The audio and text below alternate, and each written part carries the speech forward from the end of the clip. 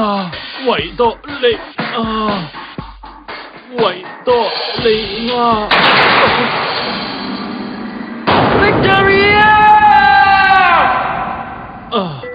冇錯 ，Victory， 好恭喜你啊，何來你贏咗啦？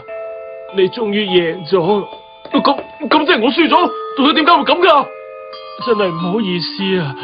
我而家真係已經冇氣力可以再解釋落去啦。所以關於何來個麵包嘅解釋，我就交俾佢。黑流兄，好啊，冇問題，就等我嚟解釋啦。何來所花嘅心思可以分為3方面。首先就係達達蕎麥湯，佢用好有營養價值嘅蕎麥湯嚟代替白麵團用嘅水分。仲有呢個焗麵包嘅箱係做成 V 型嘅。通常做白麵包嗰陣，為咗唔妨礙麵團喺烤焗中膨脹，所以箱嘅頂部會比底部闊0.5 cm 嘅。而且箱嘅傾斜度越高，越可以令麵團得到充分膨脹，個麵包就會更加好食。所以今次河內就用咗一個比正常相差6倍，即係3 cm 嘅箱。佢真係咁樣做，但係如果咁做嘅話，如果咁樣做嘅話，麵包嘅頂部一般都會變得好重，令麵團嘅中間摺疊變形。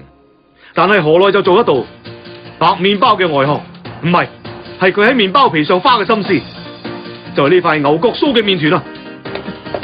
竟然仲有咁嘅巧妙？冇錯，河內佢喺白麵包嘅麵團外面包咗一層整牛角酥嘅麵團，防止中間出現摺疊。原來係咁，唔怪得佢間房有咁多用嚟焗白麵包嘅麵包箱啊！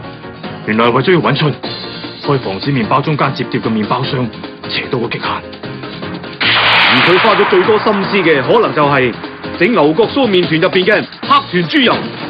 黑豚唔同一般嘅飼養豬，佢食嘅係最高級嘅飼料，而且係採用自由放牧、壓力比較少嘅放養方法，所以佢哋嘅肉質唔止鬆軟香甜，脂肪裏邊嘅不飽和脂肪酸含量亦都好高，而且膽固醇又低，可以話係一種最高級嘅豬油。